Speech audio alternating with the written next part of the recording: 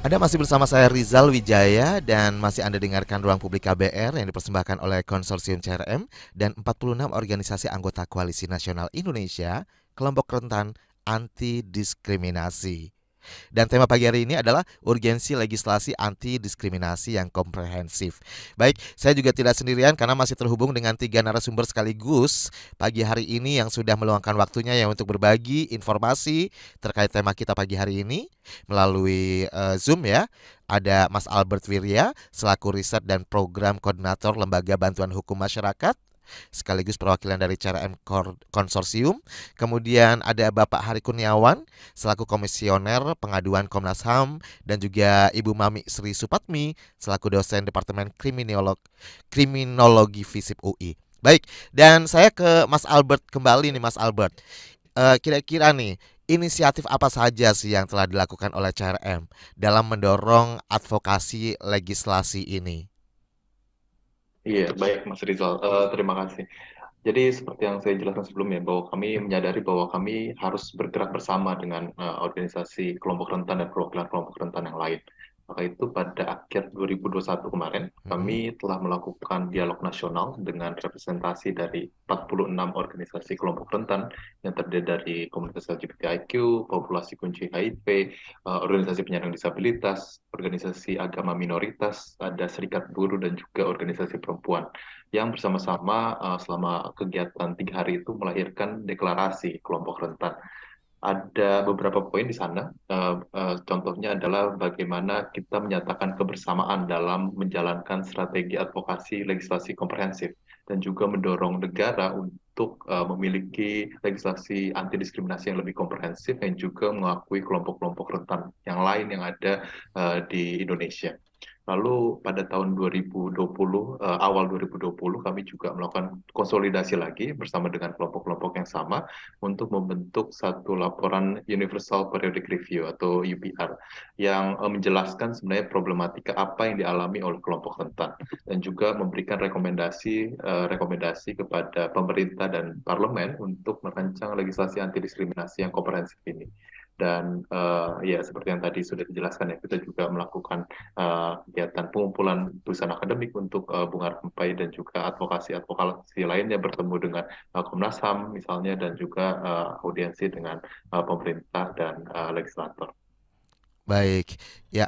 Jadi banyak sekali yang sudah dilakukan ya, dan tentunya kita juga masyarakat menunggu nih, kira-kira seperti apa progresnya, respons dari pemerintah itu sendiri ya terkait dengan dorongan dari atau inisiatif yang sudah dilakukan oleh CRM konsorsium. Baik, dan saya boleh bacakan terlebih dahulu beberapa komentar atau pertanyaan ya melalui YouTube channel kami di YouTube Berita KBR. Ada Bapak Wikan dari Bekasi. Produk hukum yang sekarang belum mengakomodasi semua aspek anti diskriminasi. Nah, bagian mana nih yang perlu dilengkapi dari produk hukum tersebut? Nah, kemudian ada juga Arif Kurniawan. Ya, Arif Kurniawan saya akan bacakan melalui YouTube juga. Adakah bentuk edukasi dan literasinya yang akurat dan seperti apa? Kemudian ada Bimo Bramantio. Apakah di RKUHP ada pasal-pasal spesifik atau pasal tertentu yang dirasa kurang mendukung atau bahkan melemahkan perlindungan kepada kaum rentan dan minoritas. Nah, mungkin dari ketiga pertanyaan ini boleh langsung dijawab satu persatu ya. Yang pertama bersama eh, siapa ya Pak Hari Kurniawan mungkin ya. Boleh jawab terlebih dahulu Pak Hari. Baik, memang banyak kelemahannya ya di perundang-undangan kita terkait perlindungan kelompok rentan. Makanya Komnas HAM di periode saat ini akan mendorong perubahan Undang-Undang 39 tahun 2000 tahun 99 itu untuk memasukkan apa namanya dalam undang-undang tersebut perlindungan terhadap pembela HAM. Hmm. Artinya kelompok-kelompok rentan yang kemudian membela hak-haknya ini tidak bisa dikriminalisasi, baik dituntut secara perdata maupun dipidanakan begitu. Nah, ini sudah ada pembicaraan dengan koalisi masyarakat sipil sebelum kami dilantik sebagai diresmikan dan disahkan oleh DPR dan diresmikan oleh Presiden, kita untuk ngomong tentang bagaimana mekanisme perlindungan bagi kelompok rentan di sini. Nah, apa namanya dalam waktu dekat kita akan mencoba menyusun draft perubahan Undang-Undang 39 tahun 99, terutama bagaimana kemudian memasukkan apa namanya upaya perlindungan terhadap kelompok rentan, karena memang selama ini kan gampang dislap ya ketika kita menggugat ke pengadilan terkait misalnya di persoalan lingkungan dan sumber daya alam, dan ini sangat rentan sekali bagi kelompok-kelompok masyarakat adat yang menjadi korban kriminalisasi. Dan dari beberapa hari ini aja 80% aduan yang kita terima ya, yang ketemu dengan komisioner itu adalah sebagian besar 80% itu masyarakat adat. Artinya negara tidak peduli dengan keberadaan masyarakat adat. Nah, ini yang harus diperbaharui di Indonesia, bahwa kemudian satuan-satuan seperti masyarakat adat, kemudian kelompok-kelompok rentan yang lainnya termasuk disabilitas ini adalah bagian dari warga negara. Kemudian di kasus PJS misalnya, ketika mereka melakukan upaya untuk membebaskan seorang dokter gigi di Yogyakarta yang kemudian dipersekusi oleh keluarga korban, karena keluarga korban tidak terima si korban dikeluarkan dari panti ya, panti rehabilitasi, karena memang tidak ada informed consent yang kemudian korban diberikan apa namanya ruang untuk apa namanya bisa menolak gitu keberadaan dia di apa namanya panti rehabilitasi. Nah, ini menjadi catatan kami bahwa betapa buruknya sebenarnya konsep perlindungan terhadap kelompok rentan di Indonesia. Walaupun memang sudah di Undang-Undang Dasar sudah diatur ya, bahkan di Undang-Undang TPKS juga ini juga memperhatikan kelompok rentan. Tapi di RUU KUHP justru sebaliknya nih. Kita menyikapi apa namanya kemudian tidak bisa kemudian kita serta-merta mengkritik pemerintah yang itu nanti terjadi kriminalisasi di situ, ataupun apa namanya korban-korban kekerasan seksual yang kemudian walaupun ada undang-undang TPKS juga rawan dikriminalisasi kan di situ. Nah, ini yang harus kita cermati di dalam RUU KUHP yang baru ini. Jangan sampai kemudian RUU KUHP yang sudah apa draftnya sudah dimunculkan oleh DPR di awal November ini yang terbaru itu kemudian mengkriminalisasi kelompok rentan, Oke, apalagi kaum LGBTQ kan gitu. baik. Nah, Itu kalau dari kami, Mas. baik. Nah, saya ke Bu Mami. Bu Mami, kira-kira apa saja nih kekurangan dari kategori yang sudah ada dalam undang-undang yang mengatur kelompok rentan? Dan juga ini relate dengan pertanyaan-pertanyaan tadi yang sudah saya bacakan ya Bu Mami ya. Sekaligus menjawab ya Bu Mami ya. Ya, ya Mas Rizal, seperti tadi yang disampaikan oleh Mas Hadi Kurniawan, memang kita sangat lemah. Di antaranya memang butuh sepakat dengan apa yang disampaikan oleh Albert, kita memang butuh satu instrumen hukum yang lebih komprehensif, lebih rinci, dan tentu saja inklusif.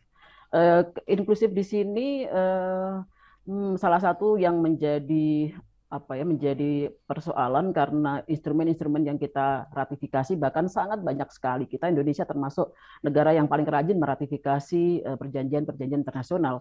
Tetapi kemudian kalau kita cari tahu atau kita telaah bagaimana prakteknya, kita sangat jauh dari praktek-praktek instrumen-instrumen itu. Nah, dalam instrumen-instrumen nasional seperti di dalam Undang-Undang 39, 99 dan kemudian instrumen-instrumen yang lain, definisi kelompok rentan itu sangat sangat eksklusif, sangat terbatas. Hanya bicara tentang perempuan, anak, lansia, kemudian juga etnis, tetapi bagian yang lebih luas seperti orang-orang yang hidup dengan HIV, kemudian orang-orang dengan minoritas identitas gender yang berbeda dari yang kebanyakan orang, itu belum dimasukkan, belum disebutkan. Kemudian masyarakat adat, kita juga sampai hari ini masih menunggu bagaimana Dewan yang terhormat itu mengesahkan Undang-Undang Perlindungan Masyarakat Adat. Jadi ada beberapa hal yang diatur tetapi prakteknya sangat jauh. Tapi ada beberapa yang ya, isu kelompok rentan yang bahkan tidak diatur, apalagi dalam prakteknya tentu jauh dari perlindungan. Nah, tadi memang perlu diperluas pada kelompok-kelompok yang memang secara faktual dalam kenyataannya mengalami kerentanan yang lebih dari kelompok-kelompok atau identitas-identitas lain, diantaranya tadi masyarakat adat, kemudian kelompok minoritas keyakinan atau belief, kemudian minoritas seksual dan identitas gender, itu harus masuk, termasuk juga teman-teman yang hidup dengan HIV. dengan HIV gitu, itu juga harus menjadi bagian dari kelompok rentan karena faktanya memang mereka sehari-hari tidak hanya oleh negara tapi juga aktor non Baik. negara dan diabaikan oleh negara menjadi target kekerasan, Mas Rizal. Lagi-lagi seperti yang disampaikan di awal ya, kurang spesifik ya Ibu ya. Iya, perlu lebih detail, spesifik, Betul. dan rekognisinya itu jelas gitu, Mas. Dan tadi sebenarnya banyak data yang bisa menjadi dasar bagi negara untuk mengidentifikasi kelompok-kelompok rentan yang selama ini belum dimasukkan di dalam instrumen HAM, bahkan dalam Undang-Undang 3999. Jadi mungkin harapan saya tidak hanya memasukkan perlindungan pada pembela HAM ya Mas Bapak, tapi juga pada kelompok-kelompok rentan yang lain yang juga sebenarnya sudah direkognisi oleh Komnas HAM tapi tidak ada atau belum ada di dalam Undang-Undang 39 tahun 99. Begitu Mas Rizal. Permasalahannya apa ya kira-kira? Oke, Nah, ya sabar iya, Bu, ada kepentingan sabar Bu. politik, Mas. Sebelum itu menjawab ya, dan juga saya nanti akan minta tanggapan dari Mas Albert ya. Tapi sebelumnya saya sudah terhubung dengan salah satu penelpon nih yang ingin ikut bergabung juga, ada Anto di Jakarta. Selamat pagi Anto. Halo, selamat pagi. Silakan Anto, langsung saja ke pertanyaan. Baik, saya ingin bertanya, apakah selama ini Undang-Undang KUHP sudah cukup mengakomodir kebutuhan kelompok rentan di Indonesia? Kalau belum, poin-poin apa yang perlu diperbaiki? Oke, nah terima kasih ya Mas Anto ya. Ya, sebenarnya tadi ini menjadi pertanyaan banyak orang ya masyarakat kita ya, Ibu, Bapak, Mas Albert. Makanya perlu nanti dijabarkan lebih dalam lagi. Saya juga minta pendapatnya dari Mas Albert, tapi setelah jeda iklan ya. Jangan kemana-mana, tetap di Ruang Publik KBR bersama saya Rizal Wijaya.